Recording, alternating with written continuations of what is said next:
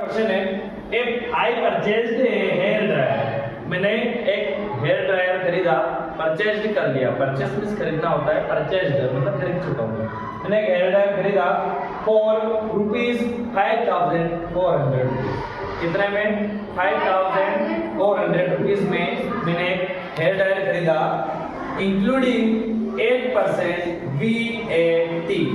VAT एक tax होता है, वह टैक्स इसमें इंक्लूड हो गया, ठीक है, यानी कि जो टैक्स लगता है वो टैक्स के पैसे भी इसमें जोड़ दिए, जितने 8% इसमें टैक्स लगा, कितना लगा 8%। टैक्स किस पर लगता है, जो उसकी एमआरपी होती है ना, जो उस पे पैसे लिखे रहते हैं, एमआरपी पर टैक्स लगता है, तो वो टैक्स और उसके एमआरपी दोनों मिक्स होकर यहाँ लिखा हुआ है, इतने पैसे मैंने उसको दिए, टैक्स भी इसमें आ गया।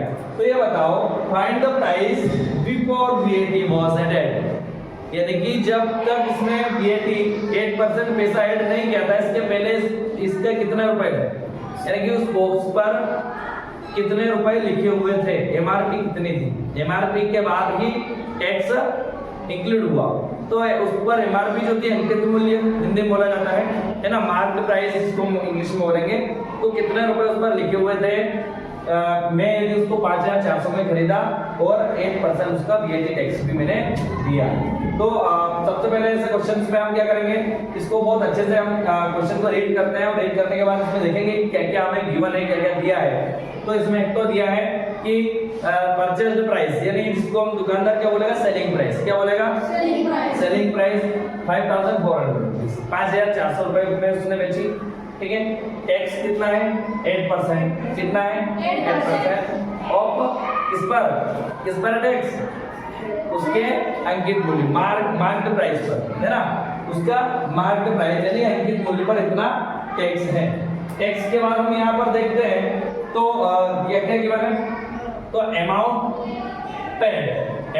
पेड यानी बिल अमाउंट, है ना, जितना उसने दिया, भुगतान राशि कितनी भुगतान करी उसने, 5,400 रुपए उसने दिए। फिर नेक्स्ट है VAT%, कितना परसेंट VAT लगा, 8%, है ना, जो टैक्स लगा, जो कर लगा, कर बराबर 8%। एक और चीज लेट द ओरिजिनल प्राइस, इसकी ओरिजिनल प्राइस क्या थी, मेन प्राइस क्या थी, वास्तविक इसका मूल्य क्या था, अंकित मूल्य क्या था, तो उसकी ओरिजिनल प्राइस फाइंड आउट करनी है हमें, तो हमने क्या कर लिया, लेट्स मान लिया, क्या माना वो जो उसकी ओरिजिनल प्राइस थी वो कितनी है, 100 रुपीज।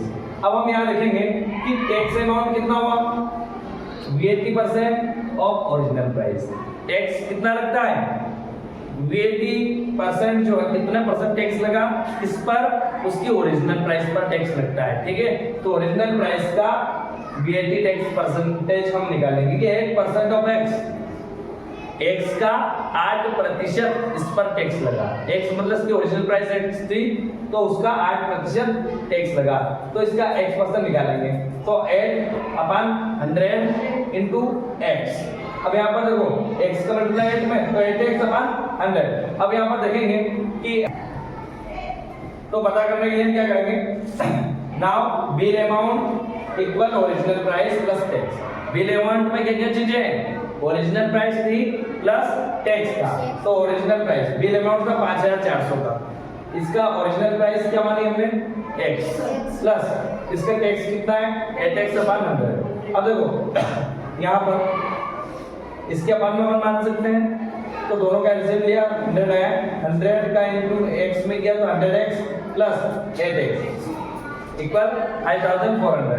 अब यहाँ पर हम देखें कि 5,400 इक्वल 100X प्लस 8X कितना हो जाएगा, 108X अपान में 100, ये अपान वाले 100 इक्वल के उधर चले जाए तो मल्टीप्लाई में, तो मल्टीप्लाई में होगा। अब 100 है, 108 इधर इसके साथ मल्टीप्लाई में था, तो इधर जाएगा तो बटे में, ऐसा हो गया, बराबर के इधर बस X बचा। अब यहाँ पर हम देख रहे हैं क्या कि मैंने इसको कट कर दिया 2 से, किससे, 2 से मैंने 100 ऐड कर दिया, 54 आए, उसी 2 से मैंने 5,400 कट किया तो 2,700 आया। अब यहाँ पर हम देख रहे हैं 20, फिर 2 से कट किया हमने इसको, तो कितना आया 1350 अपॉन 20 से मल्टीप्लाई 100 ऐसे कैसे, फिर इसको मैं 3 से कट कर रहा हूँ, 3 से कट हो रहे हैं ना, 3 से मैंने कट किया, 3 9 जा 27 और 3 4 जा 12, 1 बचेगा, 3 5 जा 15, 0 एज इट इज मल्टीप्लाई 100। अब फिर 9 से कट हो जाएगा, है ना, किससे 9 से, 9 5 जा 45, 0 as it is multiply 100 equal x।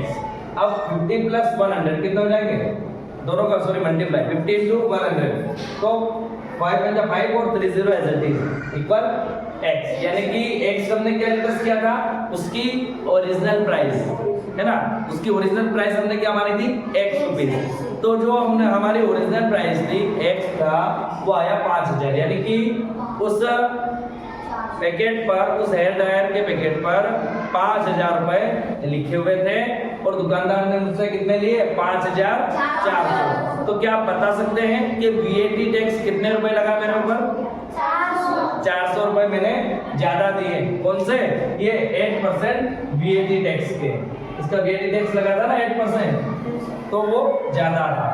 आगे समझ में, क्वेश्चन में यही पूछा था कि आप बताएं कि इसकी VAT टैक्स के पहले, before the VAT tax was added, जब VAT टैक्स जोड़ा इसके पहले उसकी ओरिजिनल प्राइस कितनी थी, तो कितनी थी बता लीजिए, 5000 रुपीज, 5000 रुपए। हो गया, नोट कर लें इसको।